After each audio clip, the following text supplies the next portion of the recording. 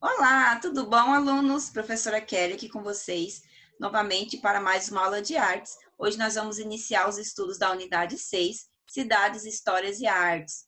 Vamos fazer a leitura da página 94 à página 102, realizar as atividades ali da seção Mãos à Obras da página 108 e 109.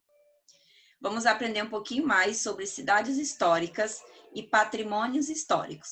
Então, a nossa aula de hoje tem início com um vídeo, onde vai explicar um pouquinho mais para vocês. Então, vamos com a prof assistir esse vídeo. E no quadro de hoje, vamos falar sobre os tipos de patrimônio. Mas primeiro, você sabe o que é um patrimônio? Podemos dizer que patrimônio é um bem que possui um valor inestimável para um povo ou uma comunidade e, por isso, deve ser preservado. E não existe só um tipo de patrimônio, não. Um deles é o patrimônio natural, que são todos os elementos e recursos criados pela própria natureza, englobando diversidade da flora, da fauna. Entre os patrimônios naturais no Brasil estão o Parque Nacional do Iguaçu, as ilhas de Fernando de Noronha e Atol das Rocas. Temos também as áreas de reserva no Pantanal, todas reconhecidas pela Unesco. Há também o patrimônio cultural, que se divide em patrimônio cultural material e imaterial. No caso do material, temos os bens móveis, que são todos os bens culturais que podemos mover de um lugar a outro, como as pinturas, e os imóveis, correspondentes aos bens que não podem ser transportados ou mobilizados, como as praças, por exemplo. O patrimônio cultural material está conformado por todos os bens que podemos sentir através do tato, como as igrejas, as pinturas, as edificações coloniais, esculturas e muito mais. No Brasil, temos os conjuntos arquitetônicos de cidades como Ouro Preto, Paraty, Olinda e São Luís. E também temos os paisagísticos, como Lençóis, Serra do Curral, Grutas do Lago Azul e de Nossa Senhora Aparecida. O patrimônio cultural imaterial está formado pelas línguas e tradições orais, as festas e práticas rituais, pela música, pela dança e pelos conhecimentos e saberes, como a prática de medicina tradicional, da gastronomia e outros que são significativos para as comunidades que as praticam. Na lista de bens imateriais brasileiros estão a Festa do São Círio de Nossa Senhora de Nazaré, a Feira de Caruaru em Pernambuco, o frevo, a capoeira, o modo artesanal de fazer queijo de Minas e o samba de roda do Recôncavo Baiano.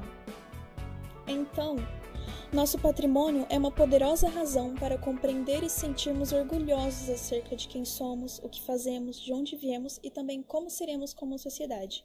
Nos ajuda a fortalecer a nossa identidade e reconhecer a diversidade de nossas culturas. Então, crianças, gostaram do vídeo? Bem legal, né? Ele é um vídeo muito explicativo, onde mostra bem essa questão da explicação e divisão entre patrimônio natural, patrimônio cultural material, tem os móveis e os imóveis, mas vamos focar mais na questão dos imóveis, principalmente relacionado às estruturas, né, e arquiteturas, construções das cidades mais antigas do nosso país. Então, cidades, histórias e artes. Nós estamos na página 94. Nós temos uma imagem, já de início, uma imagem muito bonita, né, com as janelas e portas coloridas. Uma casa com uma estrutura bem diferente da que temos hoje. Significa que é uma casa já construída há alguns séculos atrás. Essas casas, ela pertence ao centro histórico da cidade de Paraty, no estado do Rio de Janeiro. Tá? Então, é toda uma estrutura, uma rua, é um bairro todo que é considerado como patrimônio histórico do nosso Brasil. E realmente é. O que eu sei? Então, vamos pensar um pouquinho, questionar o que nós sabemos sobre patrimônios históricos e toda essa estrutura. Você sabe o que é uma cidade? Existem diferenças entre as cidades que você conhece? A cidade onde você mora é uma cidade antiga ou uma cidade nova? Como você sabe se ela é antiga ou se ela é nova? Você acha que sua cidade é uma obra de arte? Ou que sua cidade tem arte? Que tipo de arte ou manifestações artísticas você já viu em sua cidade? Ou em outras cidades que você já visitou? Então, nós temos algumas questões aqui que nos faz pensar, né, sobre arte e cidade. Lá no início da nossa apostila, nós já estudamos questões relacionadas a artes em nossa cidade. Nós vimos que nossa cidade tem alguns pontos de artes, algumas estruturas, né, que nos traz um olhar e nos mostra a questão da arte de pessoas que gostam de pintar coisas na nossa cidade. Também sabemos que a nossa cidade é uma cidade nova. Aliás, é uma cidade bebê, relacionada a algumas cidades mais antigas aí do nosso país, que data aí de 1500. Então, relacionado à nossa cidade de Sinop, realmente elas são bem antigas. E essa questão das estruturas também, pela nossa cidade ser uma cidade nova, as estruturas arquitetônicas, né, todo o planejamento é novo, é atual, né? Não tem muitos pontos históricos que nós podemos fazer a comparação com o que nós vamos estudar dessas cidades históricas aqui na nossa apostila. Ao longo dessa unidade, aprenderemos sobre algumas cidades que chamamos de histórica, pois elas preservam a memória e identidade de um determinado local. Nessas cidades encontraremos trabalhos realizados por vários artistas, entre eles arquitetos, escultores, músicos e também pintores. Saberemos que existia um artista muito importante para o Brasil, quando o Brasil ainda era parte do Reino de Portugal. Ele era escultor e se dedicava à arquitetura e fazia projetos de construção de casas e igrejas. Esse artista foi uma personalidade indispensável para a construção de cidades no estado de Minas Gerais, hoje consideradas cidades históricas. Nós temos aqui a localização do estado de Minas Gerais, né, o nosso mapa do Brasil, e o estado de Minas. Então, vamos conhecer um pouquinho mais sobre esse artista? Então, nós temos aqui a imagem, um retrato. Esse artista se chama Antônio Francisco Lisboa, mais conhecido como Aleijadinho, ou Mestre Aleijadinho. Então, olha só, temos a imagem dele. Foi um outro artista que fez a sua pintura, chamado Euclásio Pena Ventura.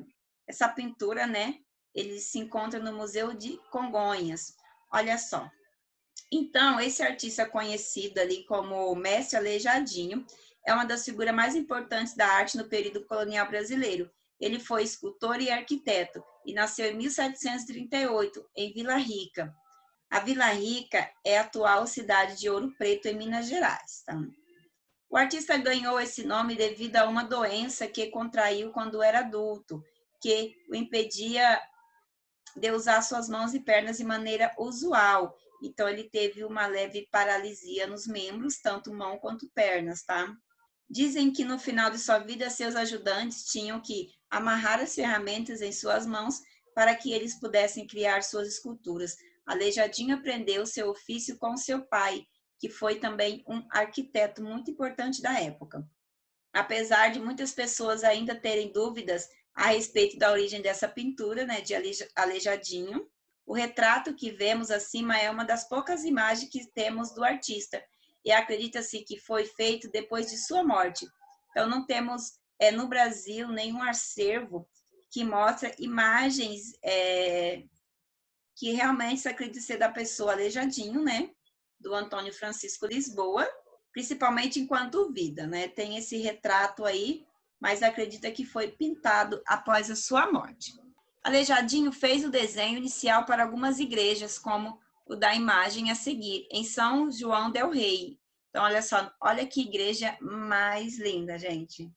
Essa igreja fica no estado de Minas Gerais. No entanto, seus trabalhos mais famosos foram esculturas como a série dos 12 Profetas, feita para o Santuário do Senhor Bom Jesus de Matozinhos, na cidade de Congonhas, também no interior de Minas Gerais. Desde 1985, essas estátuas, assim como todas a área do santuário, são consideradas pela Unesco Patrimônio Cultural Mundial, o que é uma grande honra para o Brasil, e mostra como as obras de Aleijadinho são importantes. Então, criança, nós temos um órgão, né, que reconhece a importância da cultura e dos patrimônios históricos, né, no mundo inteiro. Então, a Unesco reconheceu essa obra como patrimônio mundial. Então, olha só a importância. Nós temos obras que é considerado patrimônio nacional, né? Só aqui no nosso país, que já dá importância muito grande, porque após essa consideração, pontuando isso, essas obras, essas estruturas devem ser preservadas, então elas não podem ser destruídas, não podem ser vendidas, não podem, né? Tem todo um processo. Então, quando é considerado patrimônio histórico mundial, tem uma proteção ainda maior relacionada todas a essa estrutura. Olha só, nós temos a imagem aproximada de um dos 12 profetas que ficam em torno dessa igreja. Olha só que coisa mais linda, né? E a pessoa fazer isso manualmente. Então, essa imagem aqui, geral, nós conseguimos ver, né? Essas estátuas posicionadas, olha só, em torno da igreja. Então, essa é uma visão geral do Santuário do Senhor Bom Jesus do Matozinhos. As obras do mestre Aleijadinho, como esse conjunto de esculturas, além de retábulos, altares e oratórios, ilustram muito bem outras épocas, né, e outras realidades do país. O artista mineiro deixou a maioria dos seus trabalhos em cidades do interior do estado de Minas Gerais, como Congonhas, Ouro Preto, onde ele nasceu. Em A Palavras e o Texto, nós temos aqui oratório, que são pequenos, né, espaços destinados à oração dos fiéis da Igreja Católica, e retábulo, que é uma área decorativa que fica atrás do altar de uma igreja católica, tá? Essas cidades, além de São João del Rei, Caeté, Mariana, Sabará e várias outras ainda hoje preservam muitas casas, igrejas, esculturas e até mesmo ruas estreitas, da mesma forma que foram feitas, né, que foram construídas há séculos atrás. No texto Mais Ação, da página 100, vamos juntos ali, iniciar a leitura e vocês vão finalizar essa leitura e pontuar com seus pais aí em casa, com seu responsável sobre. Então, vamos lá? Você sabe o que significa a palavra preservar? Muitas pessoas usam esse termo quando falam sobre cidades, prédios, casas e objetos antigos, por exemplo. Quando se fala sobre as obras e igrejas desenhadas por Aleijadinho, preservar pode significar, entre outras coisas, salvar, conservar, defender-se de algum mal e até mesmo não destruir. Preservar parece uma ação muito bonita, mas também pode parecer algo muito difícil, não é mesmo? Como podemos salvar uma pracinha antiga de ficar destruída ou até mesmo suja, por exemplo?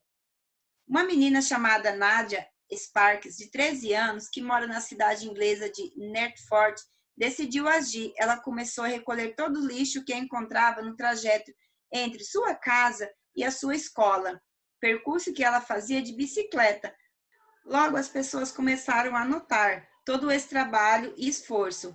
Ela ficou bastante conhecida por isso, não somente em sua cidade, mas em vários outros lugares do mundo, assim como nas redes sociais da internet, em que já tem mais de 4.000 seguidores. Com isso, Nadia lançou sua própria linha de roupas e acessórios na internet, cujo dinheiro de venda vai para a compra de garrafas de água reutilizáveis para os seus colegas de escola. O que Nadia fez e ainda está fazendo é parte dos significados de preservar. Que tal agirmos da mesma forma a respeito do lixo que vemos ao nosso caminho? Será que podemos deixar o nosso trajeto mais bonito e limpo? E o pátio da nossa escola? E a nossa própria sala de aula? Então, olha só, esse texto mostra muito a questão da preservação. Como podemos preservar o nosso patrimônio, né? A nossa pracinha que está perto de casa, né? A rua próxima à nossa casa, seja ela patrimônio histórico ou não, crianças, tá? A nossa escola é um patrimônio nosso, que também devemos preservar.